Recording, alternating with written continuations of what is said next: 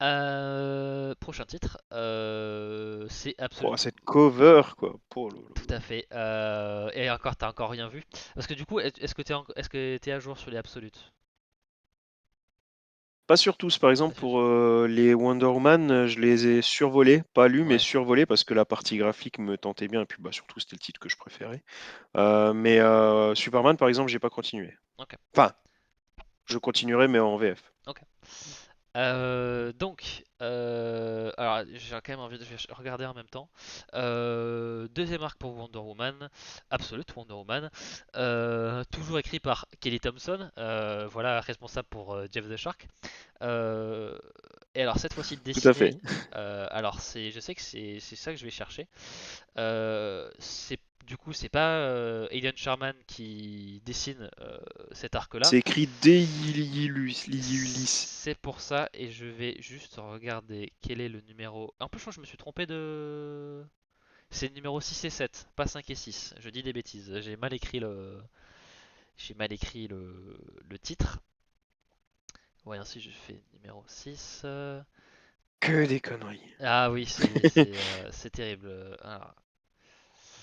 Alors, on va prendre numéro 6 et ça me dit que le dessinateur ou la dessinatrice c'est alors c'est Mattia De Iulis.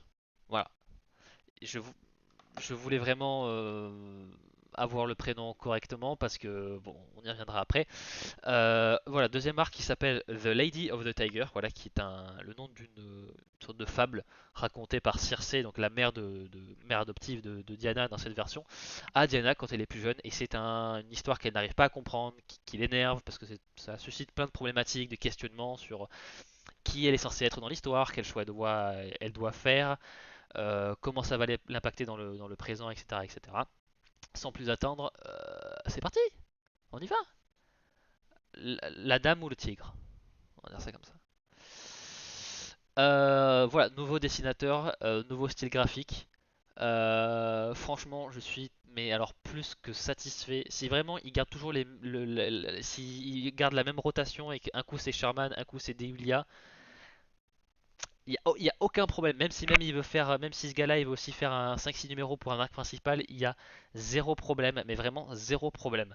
C'est Ah vraiment ouais, c'est sublime. magnifique. Et encore, c'est même pas les panels les plus jolis. Là, j'ai mis parce que c'est à quoi ressemble Diana slash Wonder Woman dans ce nouveau style.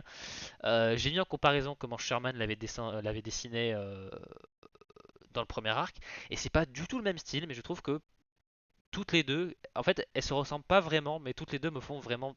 Pour moi, c'est vraiment du Wonder Woman. C'est pas la même façon de la représenter, mais je trouve que dans les deux cas, ça colle tout à fait à ce qu'elle peut être dans ces différentes incarnations. Donc, franchement, en termes de look, cette nouvelle Diana, voilà, les yeux bleus qui sont toujours aussi perçants, mais pas de la même manière, qui a un côté un petit peu fantomatique. La longue chevelure qui est vraiment noire, ébène, là où elle est un peu plus châtain dans l'ancienne version, et puis le casque avec les yeux rouges, enfin voilà, même les couleurs, enfin franchement, visuellement, Diana, ça envoie toujours aussi du lourd. Voilà, franchement, les dessins, voilà, ouais, la lumière aussi est vachement cool. Magician, j'ai un peu du mal. Ouais, parce que je pense qu'elle est un peu en train de sourire, il y a un petit peu côté parodique, etc. Mais voilà, c'est pour vraiment montrer que, pour le coup, ça montre que ouais, le dessinateur c'est quand même pas mal dessiné des visages assez expressifs.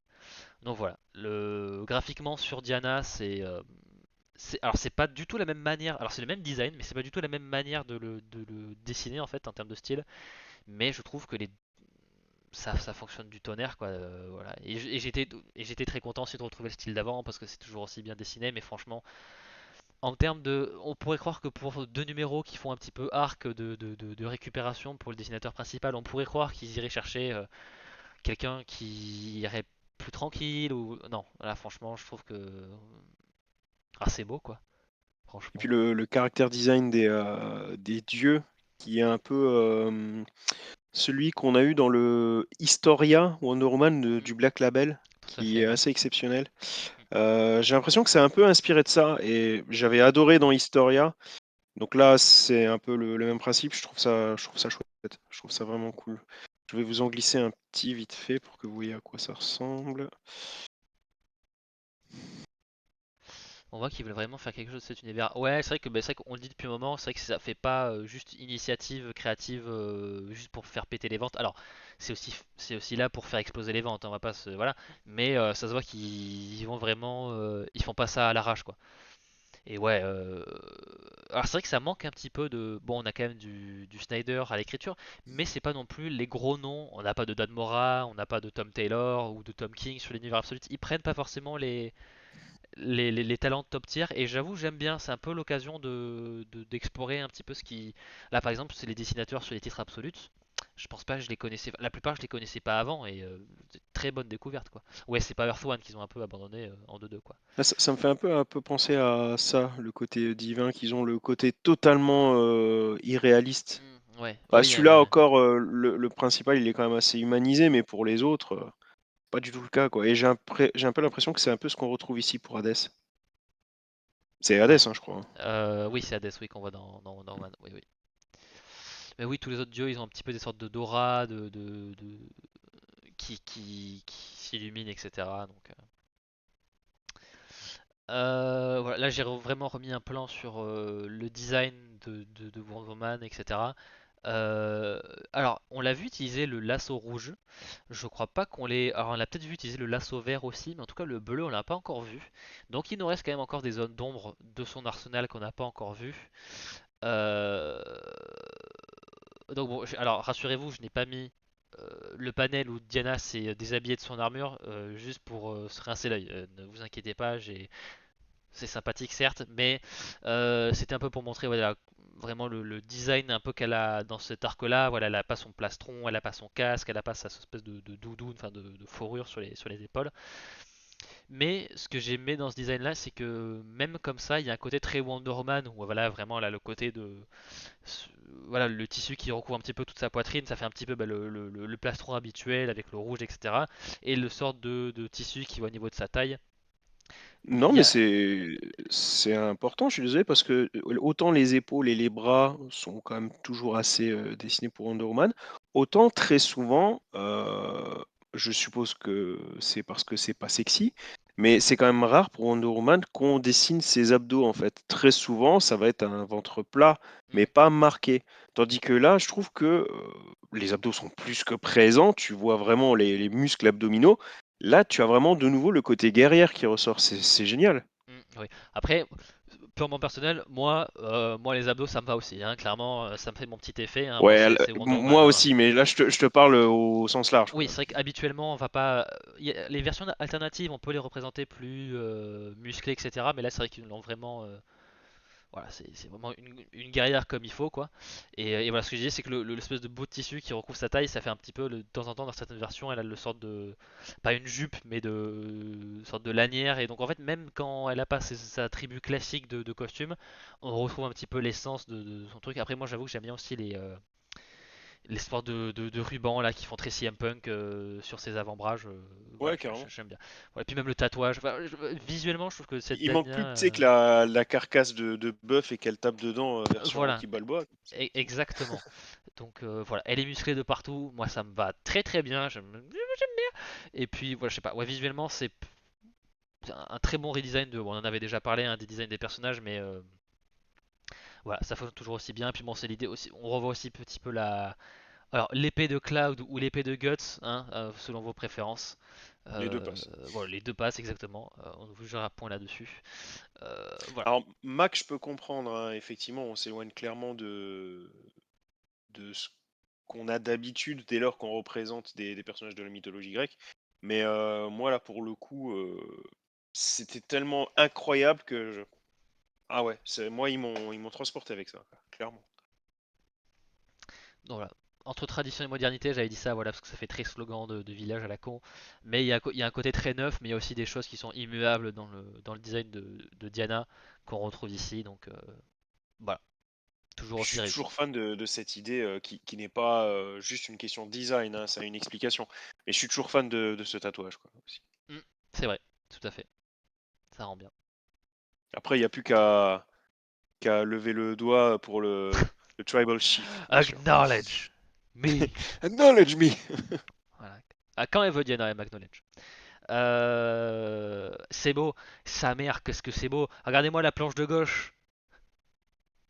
Sublime. Qu'est-ce que c'est que ça? Ça me Sublime. rappelle. Ça me rappelle. Voilà. J'allais dire Kingdom Come, mais non, c'est pas ça. Ça me rappelle. Alors ceux qui pour.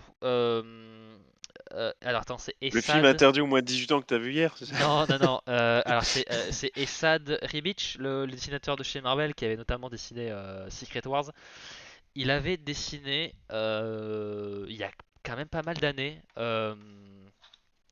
un récit sur Loki, un récit en continuité où Loki arrive à prendre le contrôle d'Asgard. Il me semble que ça s'appelle Blood Brothers, quelque chose comme ça. Il faudrait que je le retrouve. Dessinateur croate, tout à fait. Alors peut-être que sur Secret Wars il avait un petit peu ce style-là, mais je suis pas sûr. Mais en tout cas, moi j'ai lu parce qu'en plus Panini a réédité ce titre-là en grand format il n'y a pas très très longtemps, vraiment les grands formats un petit peu de luxe avec les sortes de bordures, un petit peu de couleurs. Bah, c'est Prométhée qui se fait bouffer le foie, non? Justement c'est Prométhée Oui, ouais, dans le panneau. Voilà. Donc Diana va chercher le sang de Prométhée pour acquérir quelque chose. C'est très Wonder Woman dans cette version-là absolue où elle va Ah toujours, oui, je me souviens. elle fait toujours J'avais des. newsé sur dessus. Alors voilà, c'est un titre. Alors si jamais vous lisez un titre qui s'appelle, alors je sais pas comment il a été nommé récemment. En tout cas, c'est un récit Loki. Alors peut-être que ça s'appelle Loki juste, ou alors que c'est Thor et Loki ou Loki frère de sang, un truc dans le genre, qui est écrit par Rob Brody et qui est donc dessiné par Esad Ribic. Et voilà, le style de Ribic dans ce titre-là, dans le titre Loki, avait un petit peu les mêmes représentations. Il y a un côté très peinture mythologique, etc., qui est très à propos hein, pour Wonder Man et pour Thor aussi. Voilà, il y a vraiment la même gestion de la lumière, etc. Donc, si vous n'avez pas lu ce titre Loki, je vous le conseille parce que même visuellement, et en termes d'histoire, c'est cool et visuellement, c'est une magnifique. Voilà, en tout cas là sur Wonder Woman, ça me rappelait un petit peu ce style-là.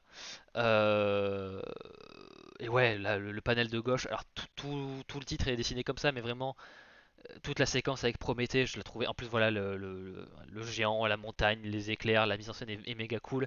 Et puis voilà, l'autre panel où, bon, déjà, Pegasus, voilà, version squelette qui sort de la lave, et puis après on voit Diana monter. Enfin voilà, c'est vraiment méga métal.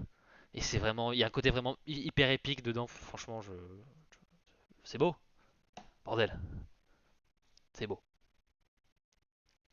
Donc il me tarde vraiment d'avoir parce que là pour le coup je l'ai lu en version numérique, il me tarde vraiment d'avoir un gros format papier qui envoie sa race. Donc, franchement, voilà. On a quelques Ah là, à séquences. gauche, ça fait clairement mythologie grecque. Là, il peut Oui, pas se plaindre. oui, oui, là pour le coup, voilà. Il y a quelques passages dans le bouquin qui dévient un petit peu du style habituel, où voilà, on raconte une histoire à un petit moment je crois que c'est dans le premier, je crois que c'est dans le numéro 6. Et du coup, au lieu de faire des flashbacks classiques dans le même style, on a un côté qui fait très vase gréco-romain, voilà, du noir, quelque chose d'un peu ocre, jaunâtre. C'est une petite touche, c'est cool, ça permet vraiment de, voilà, il y a le côté ça se passait avant, c'est une histoire mythologique, etc., etc.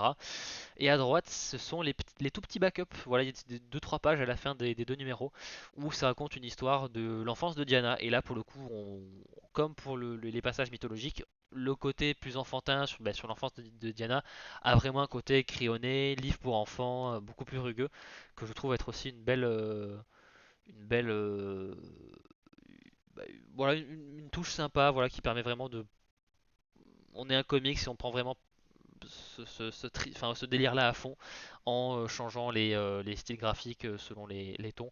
Je trouve ça, voilà, je trouve ça cool. Tu vois, comme quoi, là, en une planche, tu peux raconter des choses. Ils sont pas obligés de jouer au ballon. Je- Après, il y a du dialogue aussi, hein, donc forcément, ça compte plus de choses. Bah, il y avait du dialogue, il faisait du crrr et waf waf et des grrr Oui. dans Shark, Puis bon, à la fin, il y dans a Jeff Supergirl qui fait le repas est et prêt, et Crypto. voilà quoi. Voilà. Donc voilà. Et après, bon, c'est vrai que j'ai souvent parlé de la partie graphique. Après, niveau histoire, globalement, c'est Diana qui se retrouve en enfer et Hades lui dit on t'impose une épreuve, si tu réussis pas, bah, ta mère elle est sgui sgui sgui, donc réussis. Et évidemment, avec cette épreuve-là surmontée, il y a toute l'histoire du tigre et de la dame, enfin de Lady and the Tiger, qui est constamment rappelée. Enfin voilà, on raconte l'histoire au fur et à mesure et c'est tout à fait pertinent avec ce qui se passe. Je vous laisse découvrir. Et en plus, la résolution pardon, je la trouve plutôt cool. J'ai pas envie de la spoiler là en mode genre quelle est la réponse à un petit peu le dilemme de la fable, etc.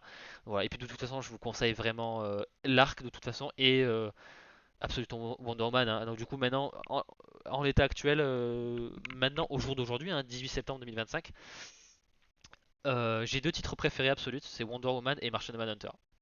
Voilà, c'est mes deux préférés. J'irai pas de loin parce que ce serait un peu chier sur les autres, mais c'est vraiment les deux qui, pour moi, m'a- tous les mois, chaque fois qu'il y a un nouveau numéro, je suis en mode cool, j'ai envie de lire la suite. C'est vraiment, voilà, c'est mes deux préf, c'est les deux du cœur.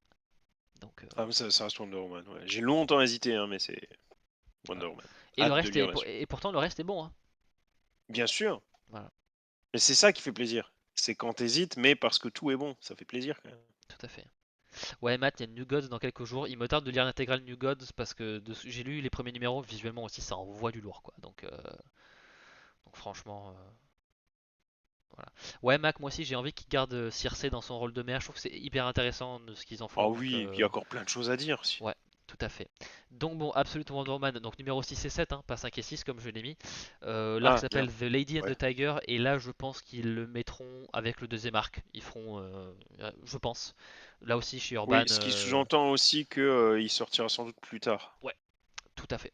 Parce que là, le troisième arc est pas encore terminé, je pense qu'il se terminera dans un ou deux numéros. Donc il sortira après, mais je les vois pas sortir le 6 et le 7 comme ça. Non, donc je pense qu'il faudra attendre la deuxième intégrale avec le troisième arc. Donc là, on sera plus sur du février, du mars peut-être, quelque chose comme ça. Mais voilà, en tout cas, quand ça sortira, ne le loupez pas. Surtout pas.